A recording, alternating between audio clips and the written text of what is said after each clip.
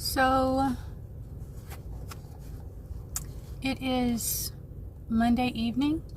I have mowed the grass, done other chores. I have not done a good job reading this at my bedside because it's a dreamy book. It's so dreamy. It just makes me sleepy. It's really good and I really enjoy it. It's a great fantasy. I'm waiting on my daughter to get out of, well, one of my daughters to get out of ballet class. So I'm going to spend a little bit of time reading this, but I just feel so blah because I had a long day. I am only 58 pages in. Here we go for Star Wars Day. Mace Windu, The Glass Abyss. This is a gorgeous book. Look how the light hits it, by Stephen Barnes. So I have a good 45 minutes to read.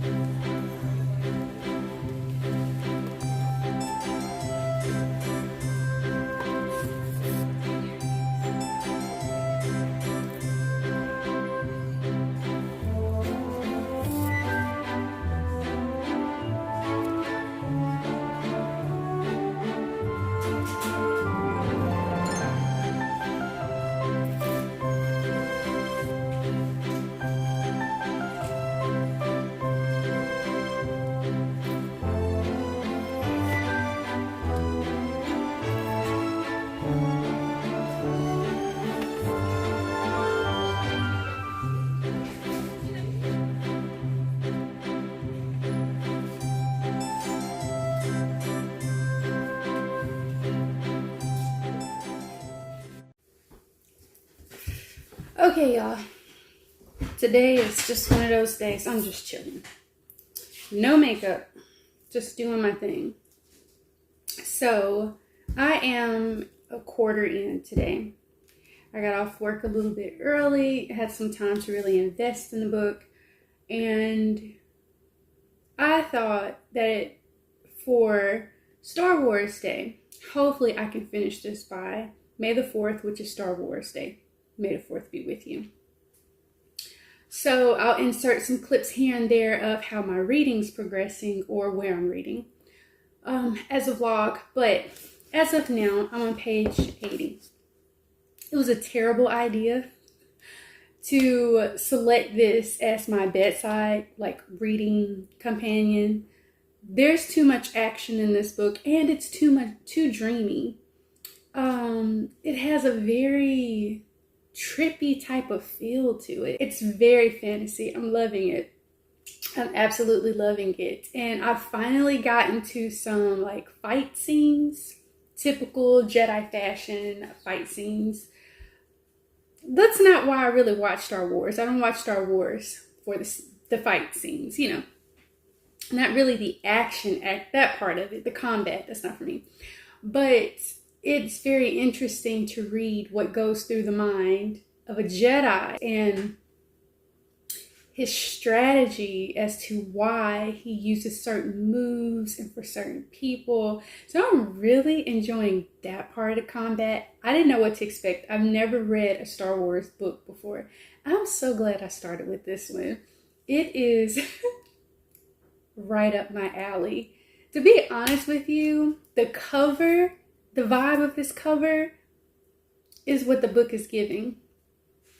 And there's so much I don't want to tell you because all the little nuances just, to me, gives the experience as a new fantasy reader, like puts it over the top, like cherry on top over the top in a very good way for me. So I'm enjoying this read. Where I am now, and I think I'm going to include spoilers. I'm going to try not to. No, I won't. I won't do you like that. But where I am now is Mace Windu is really into his mission now. He's found the person that he's looking for to solve the problem that needs to be solved. I can't tell you so much. But there's a very big issue on this planet that he had. I can tell you that he's traveled to this planet. He's finally figured out, because it was sort of encrypted what he was supposed to do. He didn't really know, but he's finally figured out what he's supposed to do, and he's matching up his opponent now. And his opponent is like no other that he's encountered. In Star Wars, there's several different species. Of course, the majority are humanoid that the interactions are with. You have your droids, sweet little droids. Some droids are kind of roguish, like in a way, which we see that sometimes in Star Wars, and I really like that. But what's gotten me is the world building. When I say I'm interested in fantasy and I start going on and on about how a fantasy is, 9 times out of 10, it's how it's written in that really nice, smooth, almost melodious storytelling format that we're so used to, that lulls us in. A lot of people say Tolkien writes that way. I don't read that type of high fantasy. If this is high fantasy, I didn't recognize it. But it must be. It's so good.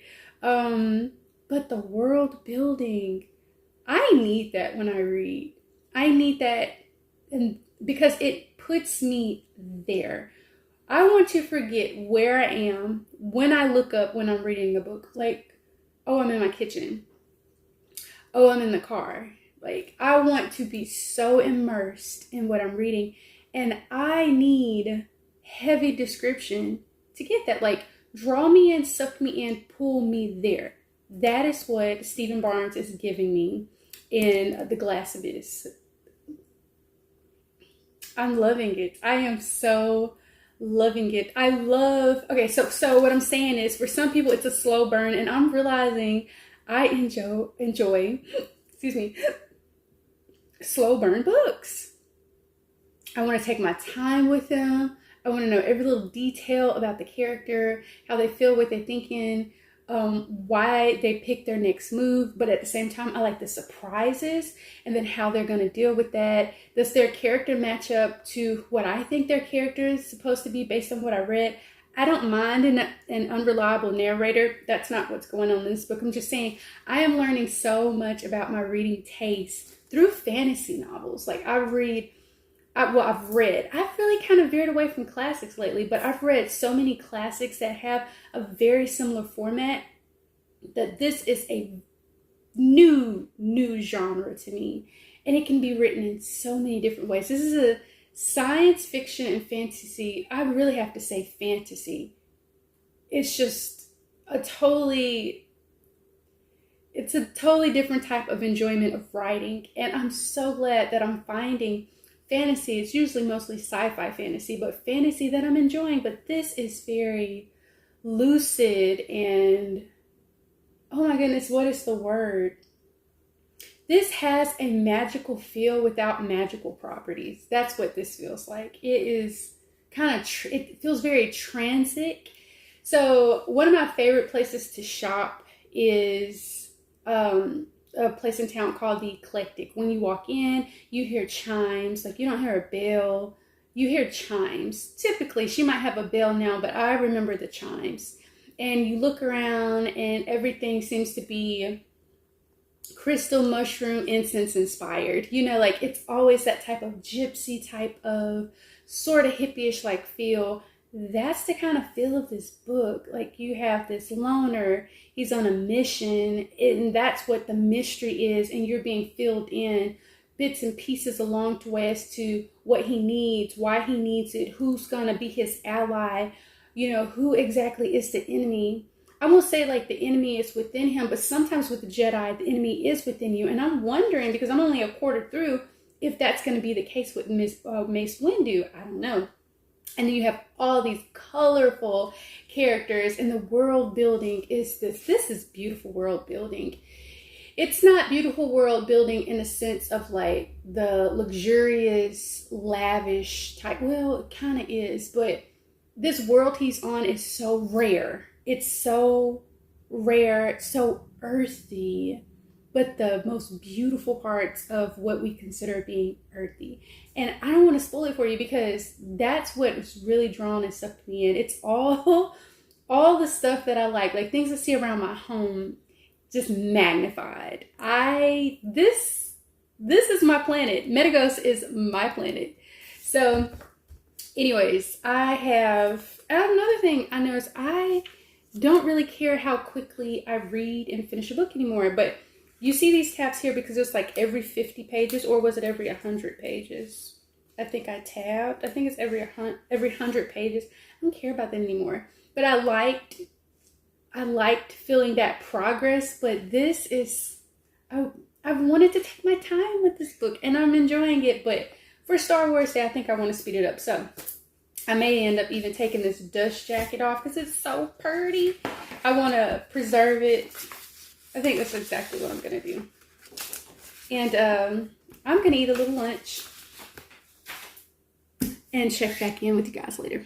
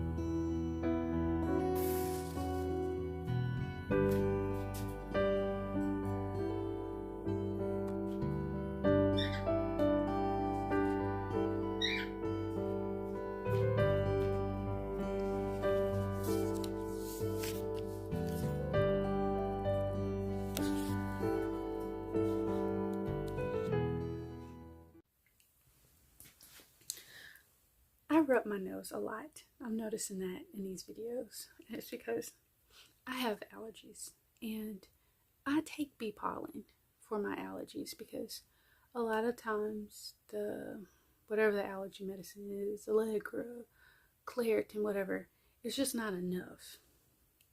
But when I cut grass for a few days, or I'm around different allergens, my nose starts to itch.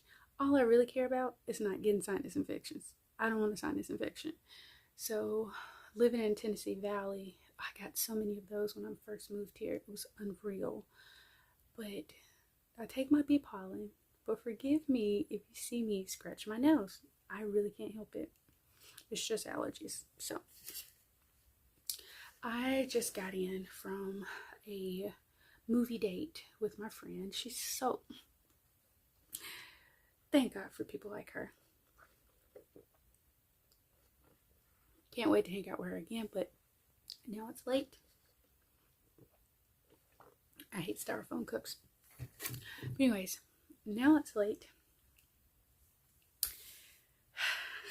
And I know I don't normally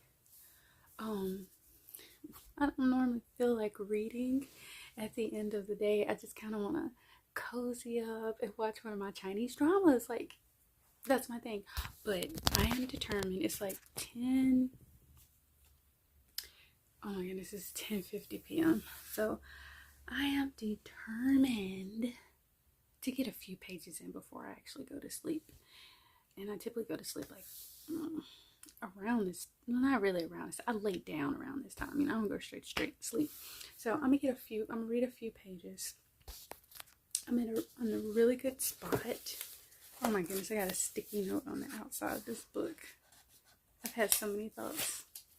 Okay, so put you on the inside. Okay, so now I am on page 157. What I have not told you is I only have 2 more days left. Actually, tomorrow's the 3rd, and then the day after is May 4th. So I really want to finish the book tomorrow. And tomorrow is a yucky, dreary day. So I plan on getting some things done around the house. Maybe sleeping in just a little bit and finishing this book. Hopefully I can finish this book. There are some things I need to hang up. There's some floors I need to mop. I got chores. I got chores and do some things with the kids too. But hopefully I can finish. So I'm on page 157. There are 384 pages. Hopefully I can finish it tomorrow. I don't know. But I'm really excited to finish it for May the 4th. And if you have any recommendations, and I'm talking really low because I have kids and I don't want them to get up and hear me, although they should be asleep. But if you have any recommendations for my next Star Wars book at the conclusion of this video, because I don't think I'm ready to quite sum up everything I love about it, because from my understanding it seems like other Star Wars books are lean more towards politics and this one isn't.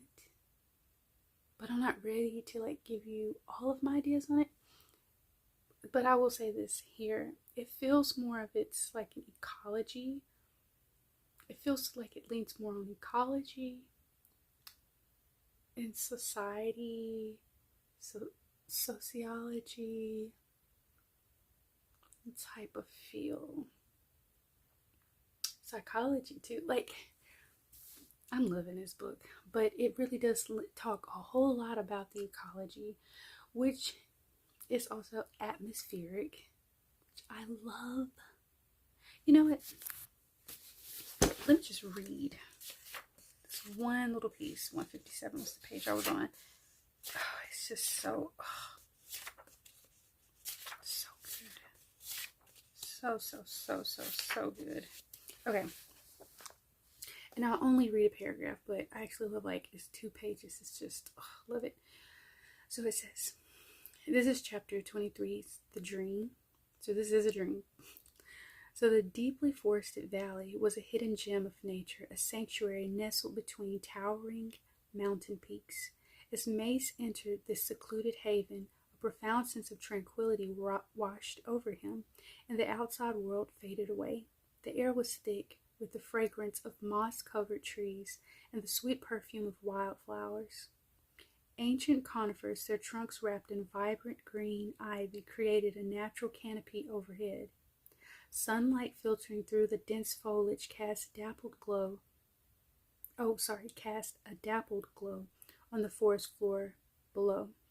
The play of light and shadow added a magical quality to the surroundings, creating a mesmerizing dance of patterns on the carpet of fallen leaves. I couldn't help myself. That was more than one paragraph. Couldn't help it, but Mr. Barnes is giving me exactly what I want in my reading.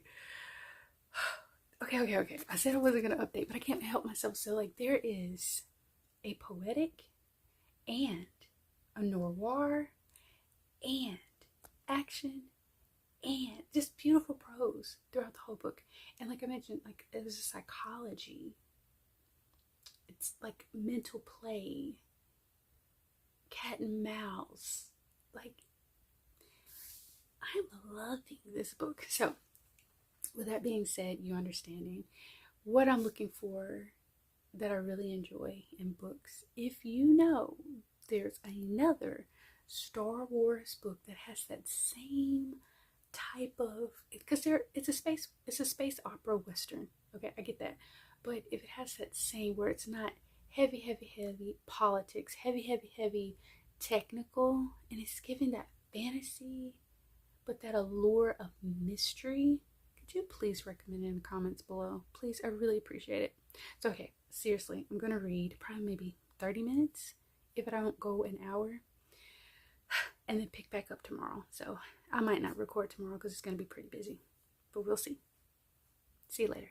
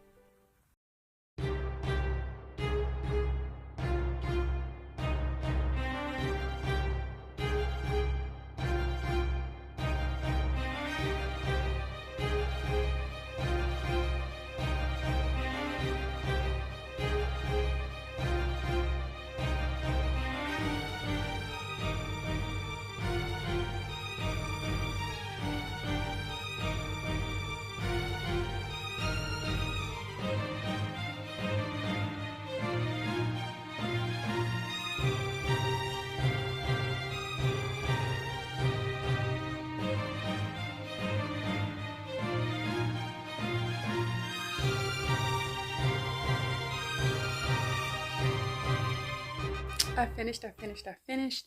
I did go to my local coffee shop today, but unfortunately they did not have anything Star Wars themed like I thought, but it doesn't matter because I finished. So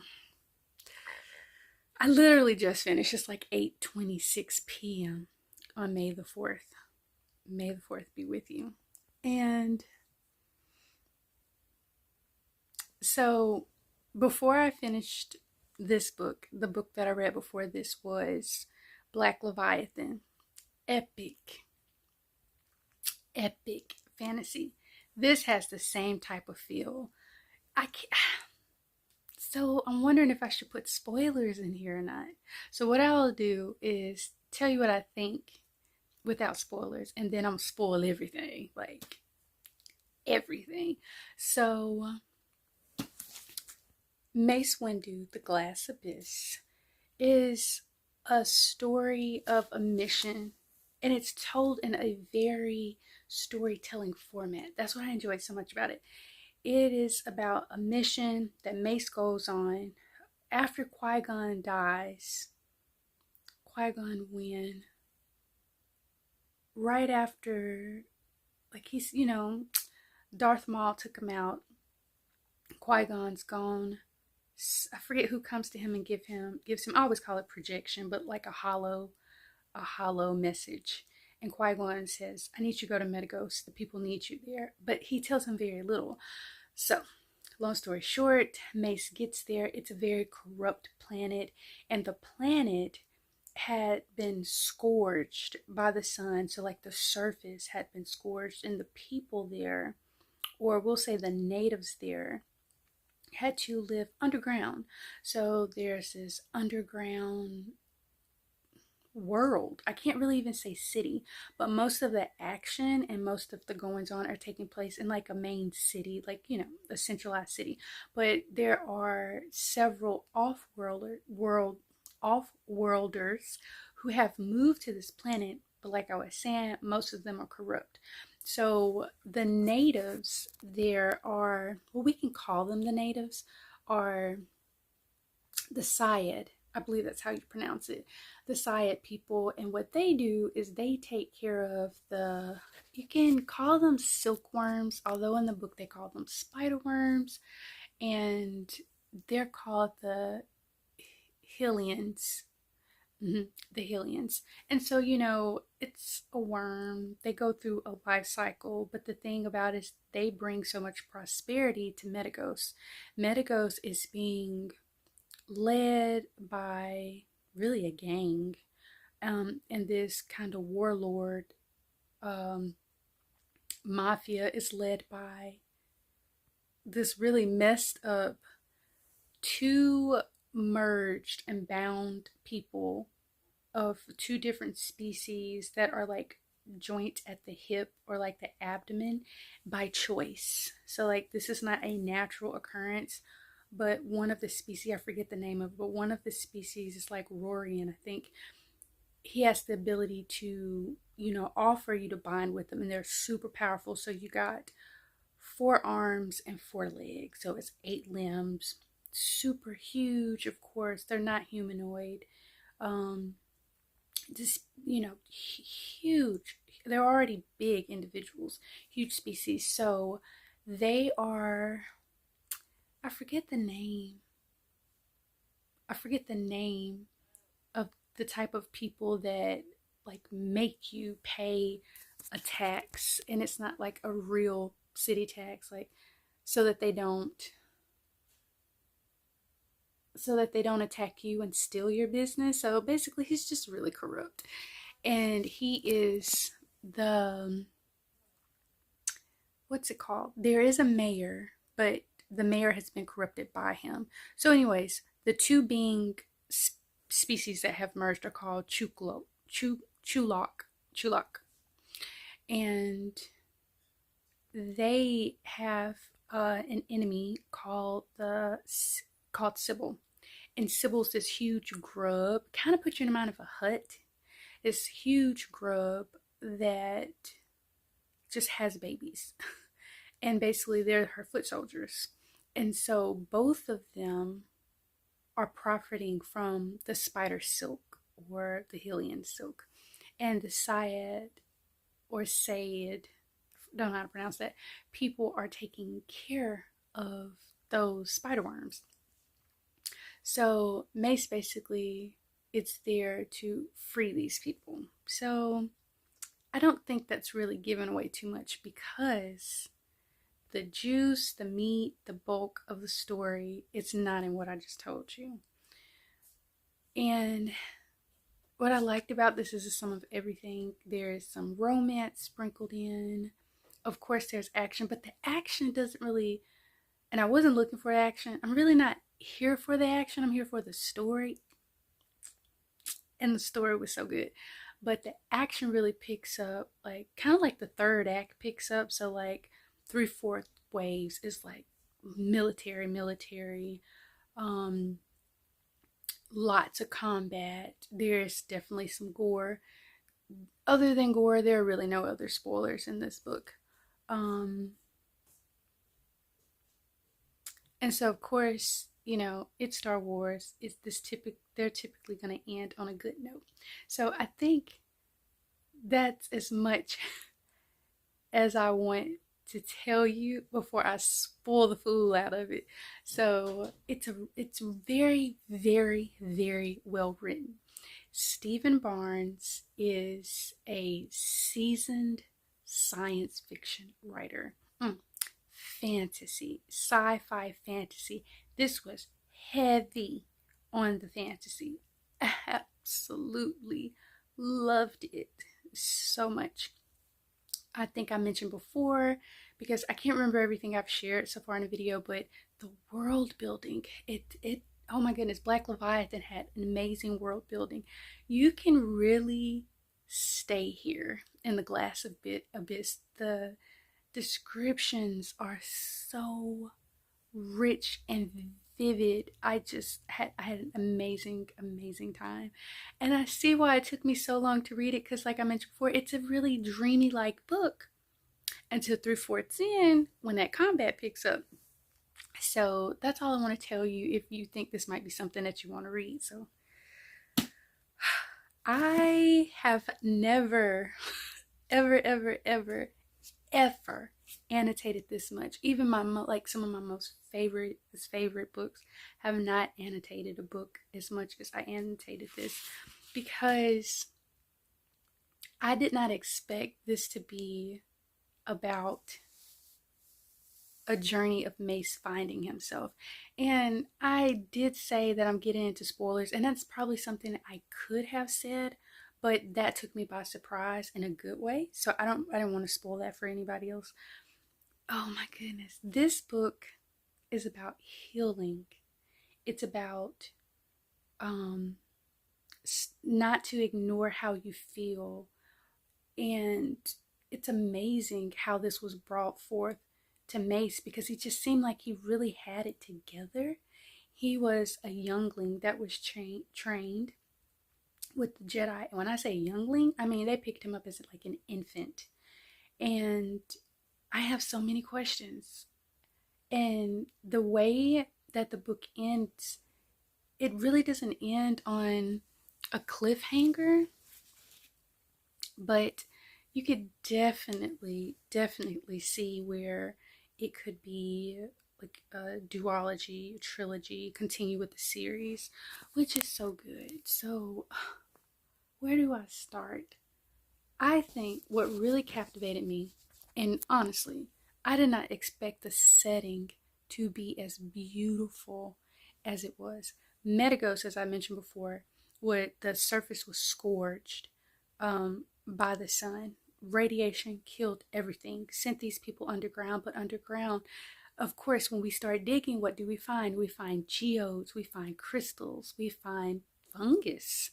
Um, we find waterfalls, and it's, if you've seen, what's the name of the movie, Journey to the Center of the Earth, it kind of has that type of feel to it. If you've seen Journey to the Center of the Earth, where you dig deeper and you just get all these beautiful surprises. So these people are living inside of geodes. So like, say you want to build a house, you don't have wood, but you have crystals, you have semi-precious stones, emeralds, and they're so gigantic, so massive. I don't even know a word for it. It's just, they're so colossal size that you can wield and craft a home into it. That's incredible. And spoilers, of course, the war, I don't want to call him warlord. I mean, that is what he is. But the antagonist, Chulok, he, when he came in, he conquered the people, and they had like this beautiful crystal-like palace that some of the elite lived in, like just say it's a suburb type of thing, or what do you call it? Just say apartment complex, just a huge structure.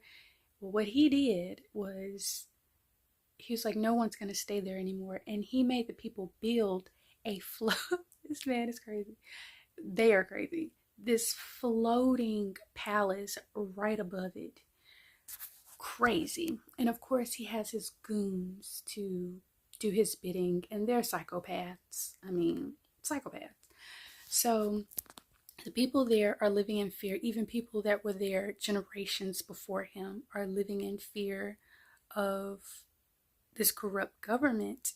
And so Qui-Gon Jinn sends Mace there to free those people. Mace Windu doesn't even know why he's there. And in doing so, when he arrives, of course, he's gonna draw some attention to himself. He is a Jedi, but he was not open about his powers.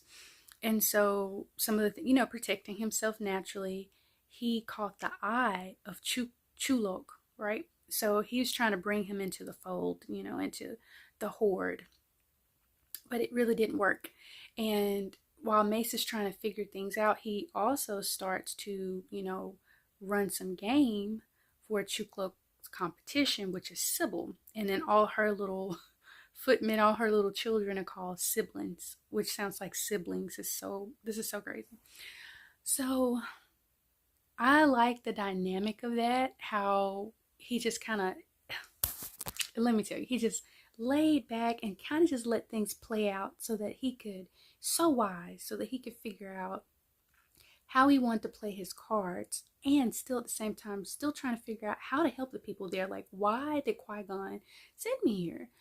And in doing so, he built also a connection with the Said people, who basically are the natives to take care of the spider worms, so to say.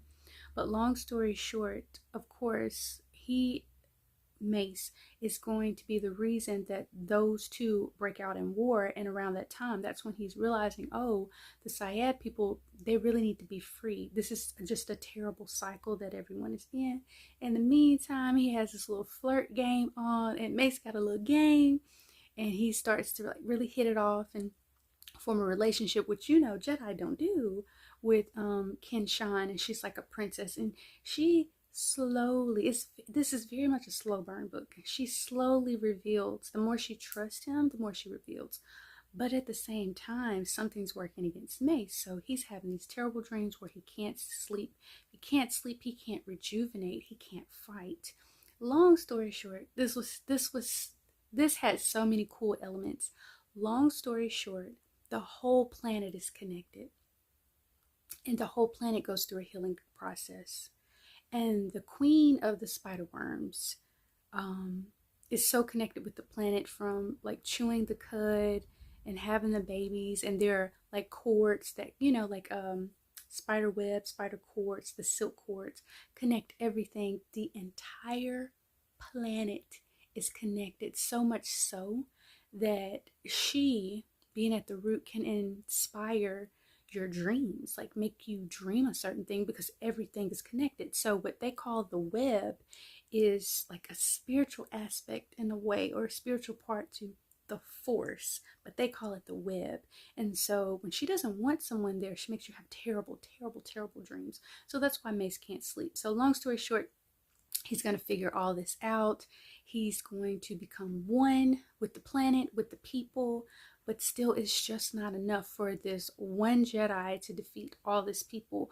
Of course, you have he's going to need, I hate to say it, but foot soldiers. He's going to get everyone to rise up and rebel and work as one, which is really hard because you have so many different species and there's so much at risk. And Chuklok is so powerful. It has this huge army. He has off-worlders that will also aid him. Like, it is insane. But what no one knew except the mother worm they had in their pocket, there are this book was so good. There are these gates, huge gates, and it's one of those, like, there's a myth that the depth dwellers, so down deep, there are these creatures, huge creatures, weird creatures, no one's seen them for a long time, that live there, and no one goes behind this wall, no one goes behind this gate. So much so that it becomes like kind of like a bedtime story of the boogeyman for kids. And so parents would say, you better do such and such or you're going to go behind the gate. But they actually need to open the gate in order to defeat this strong armada. And oh my goodness, what they unleash, I was not expecting it. So if you've read this book, I want to know what you think about the concept of what was unleashed from the depths. Like, that was crazy.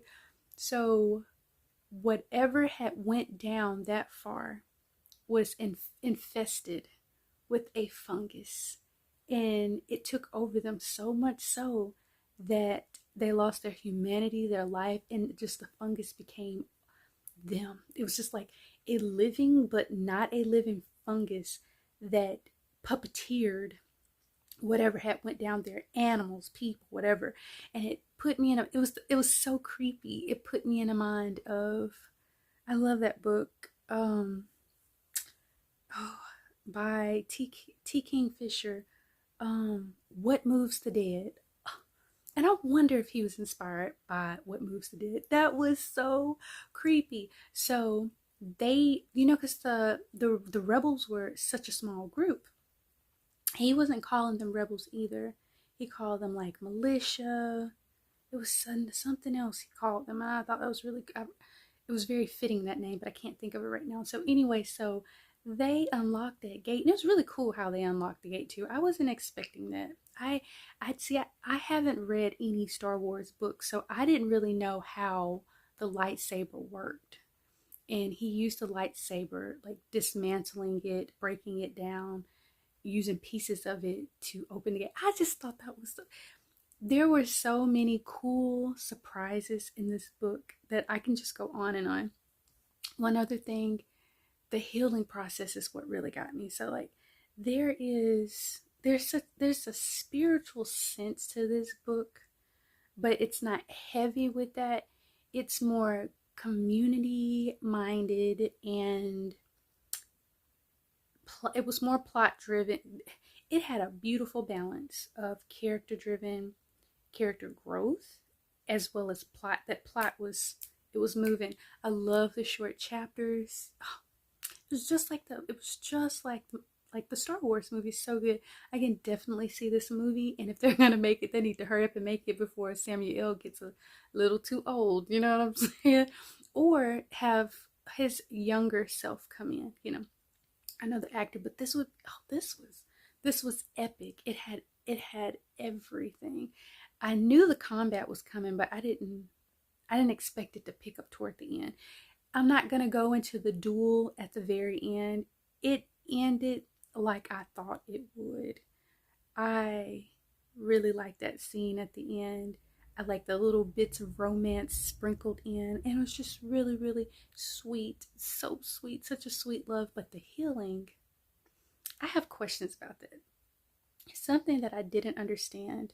So when Mace was becoming connected with the web and he was having these terrible dreams, the reason he was having them and the reason that the mother worm could use how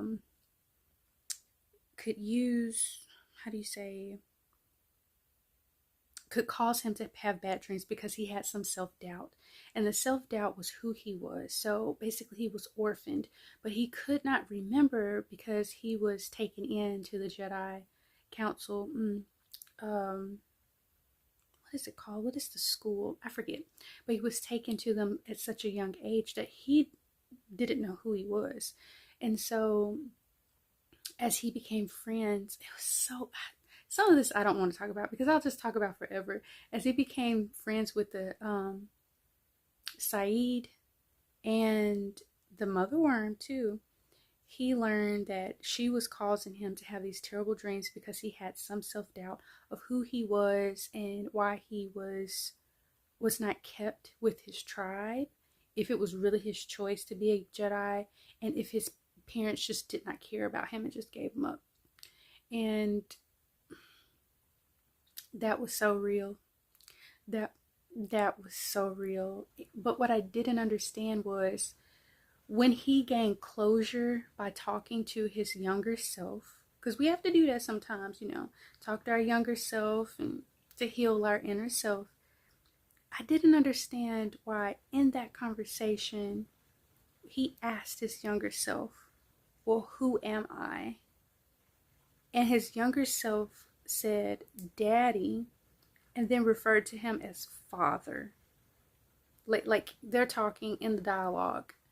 And I'm thinking, does that mean that in order for him to have closure, he needed to feel and know he was like his father, or be the father to his younger self, replacing the father that he did not have, which makes him feel whole?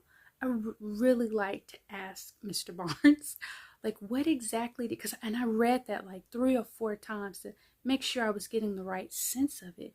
Is that what he meant when he referred to himself? He was like, who am I? And then he said something and he said father. And then at the end, and then Mace told his younger self, I love you.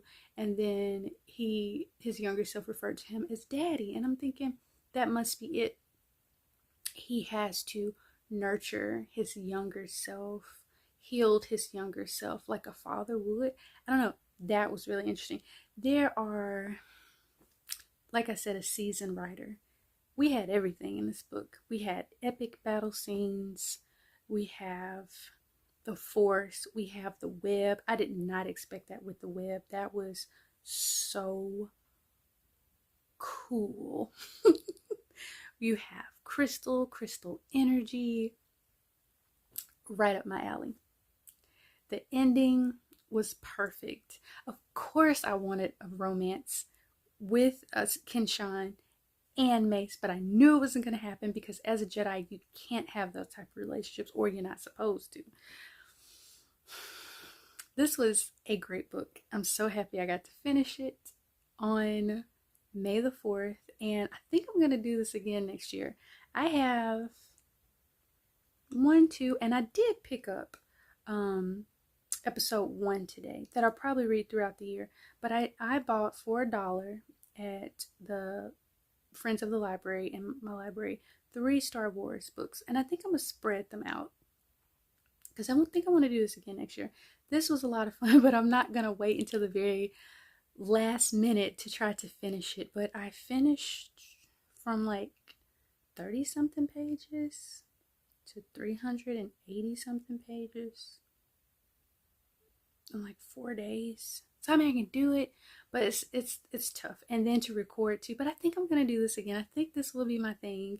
Then I'm gonna read a Star Wars book. But my question to you, if you've read other Star Wars books, what do you recommend next? Because this doesn't mean I'm not gonna read any during the year, because this was so good.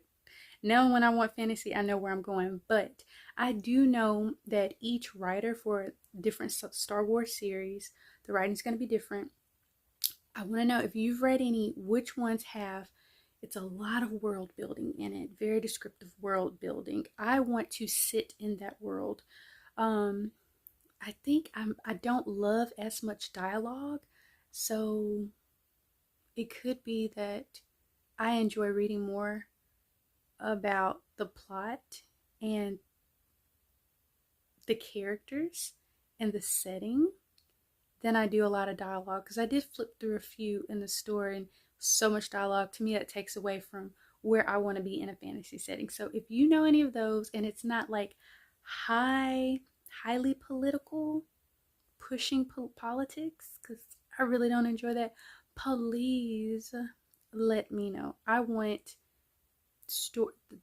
the core of storytelling, building the world is what I'm looking for. So please let me know. And thank you so much for hanging out with me and watching this video, and I hope you enjoyed it. If you have any suggestions, even outside of Star Wars, the type of fantasy that you realize that I might like, please share it. I don't have any book buddies around me. I have like none. You're my book buddy. You're my book buddy. So please, if you know any you think I might like, similar to this or Black Leviathan, if you've read that too, so good, please let me know in the comments. But until then, I will see you in the next video. Bye, friends.